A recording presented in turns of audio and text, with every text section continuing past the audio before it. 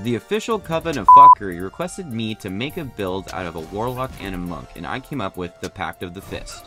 This pseudo-Batman specializes in making darkness and then punching the hell out of literally anything he can. We do everything we can to get advantage to our attack, because when we have that, we double the chances that we hit critical. Because not only will that be extra damage, but will also create fear to that target and the targets around it. We'll have a monstrously high AC, but we don't really need it, as we can see in darkness and no one else can, and all our equipment will lower a crit ratio, so we'll just constantly pop these off. Not to mention the fact that Hex will basically double our damage output, putting an additional d6 every time we make contact, and because our bonus action hits twice, these totally stack high. Although while I was recording for this video, I couldn't really get a target to survive 2 rounds for me to flurry of blows them while I had Hex. Everyone just dropped first.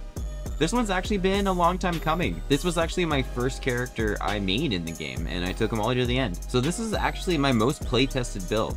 There'll be chapters below if you wanted to skip around, and thank you again to the official Coven Fuckery, I'm gonna have to bleep your name, for submitting that in. The first level I would take is Warlock. Although it's going to be kind of a rough level for you, we are not going to have that high of a charisma. I would only leave it at a 12. I would then focus on making sure my dexterity was 17 and my wisdom was 15. Nothing we're going to be doing on the Warlock side is really going to call for a save.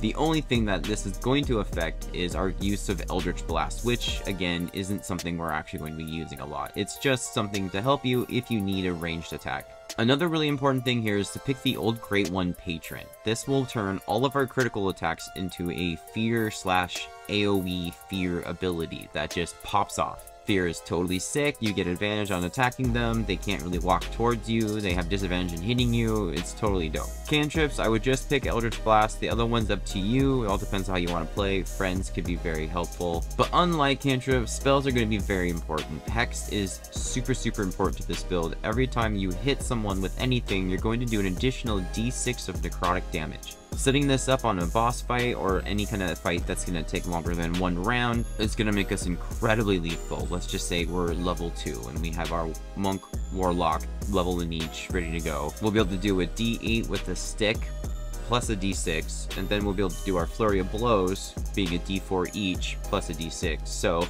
in 1 turn, feasibly, we can do a d8 plus 2d4 plus 3d6. That is not half bad on early levels at all. We just need to make sure we hit, and causing fear on a critical hit is really going to increase our chances to do that damage. Getting kind of funky, honestly, the second level I would take would be in Monk. I would grab Monk real fast, that way we can out the gate start using our dexterity for our attacks, and we can have a bonus action Flurry of Blows, so we can get that big damage thing going right out the gate. Our third level though, I would jump right back to Warlock, grabbing our second level in Warlock and our last level in Warlock. As far as spells go, just to get out of the way, besides Hex, I think Charm Person could be really fun and useful for you to get through persuasion checks and stuff like that. Armor of Agathis is also an easy one just to have and give you temporary HP while doing a little bit of chip damage, but kind of a waste. I picked it on my first run, and honestly the only spells I used were Hex and Charm Person.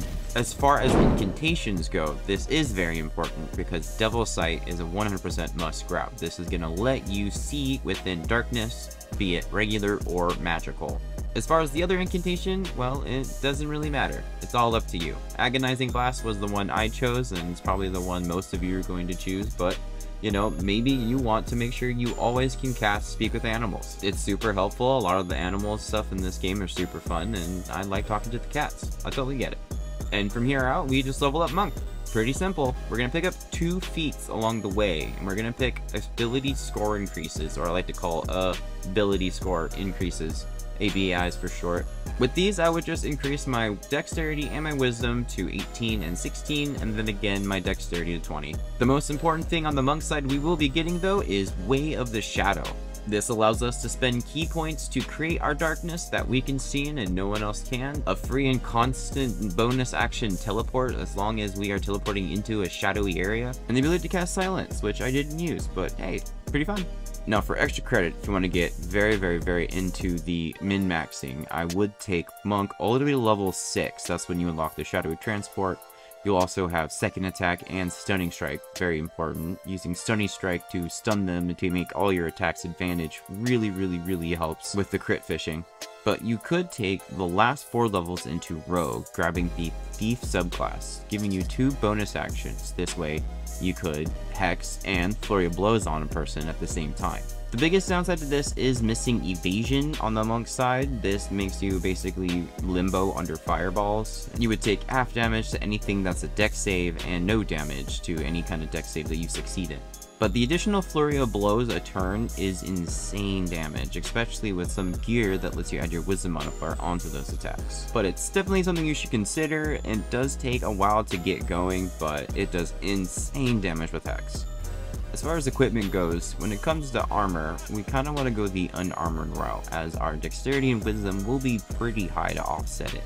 I just got regular clothes until I got the Blood Guzzler's Garb. The bullet drops it in the Underdark. This gives you Wrath every time you get hit, and Wrath just gives you more weapon damage. As you progress through the game, you'll find more Kashigo clothes, ending up with the Vest of the Pure Soul. The Sorcery Sundries sells this, so you can get it immediately in Act 3. This gives you additional health for any kind of saves you pass, and lets you do a counter free of using any kind of key, and this counter always hits. The hand equipment slot is probably the most important slot for any build, and especially one that's monk. Until you can find your first monk gloves, which I believe they're the Kashigo gloves that you can get in the Underdark from the Dwarven Lady as soon as you find her husband. Just for the Bracers of Defense, you'll find them in the Blighted Town in the Apothecary Cellar. The flawed Helldust gloves that you get from Damon by trading in ore are also a fantastic choice, as they do damage and cause a status effect. But in endgame, the Gauntlet of the Tyrant is definitely the best choice. They add additional force damage to all your unarmed attacks and gives you a 3rd level use of command. And command is one of the best spells in the game. You can make 3 targets just drop to their knees, so everyone has advantage to all their attacks and they don't get any turns, and if they were concentrating on anything, well, too bad. Not anymore. The boot slot is very easy for a monk build. You always want to wear the boots of Unbridled Kashigo. They will add your wisdom modifier to all your unarmed attacks, making your fists extremely powerful. As far as rings go, there are 2 that I really liked and enjoyed having on this build. That would be the Ring of Twilight and Killer Sweetheart. Both these rings are found in Act 2. The Ring of Twilight is just in a chest somewhere in the Shadowlands. It gives you pluses to your AC as long as you're obscured, and as we'll be putting darkness everywhere we go, we're always going to be pretty obscured. And the Killer Sweetheart lets us choose a critical hit, forcing that fear aura to happen every time we take a person down. Once a long rest, of course. There are so many weapons that I use through this game on this save, and looking back at all the halberds and spears and quarterstaffs, so many quarterstaffs. If I were to do all of it over again, I think there'd be one weapon that I would have kept through most of the game, and that would be the Knife of the Undermountain. This is a +2 short sword that you could purchase at the end of Act 1 at the Creche. This short sword will lower your crit ratio and make your weapon attacks at advantage if you are obscured. And as this build is constantly vamping shadow darkness on top of ourselves, it's hard not to just have this weapon throughout the entire game. I'm gonna shout out to another weapon that I used through a lot of the end game, which was the Harper Sacred Striker. It's a staff that you can buy at the Sorcerer Sundries. It lets you cast Sacred Weapon once a long rest at 6th level. And the cool thing about Sacred Weapon is they're immune to blind, so you can sit in your darkness with a little buddy. Hey, thanks for watching my video. If you liked it, I'd appreciate a like, and if you want to make sure you catch the next one, well, the subscribe button's right there. Comment what you think my next build should be, and I'll see you guys around. Okay, bye, love you.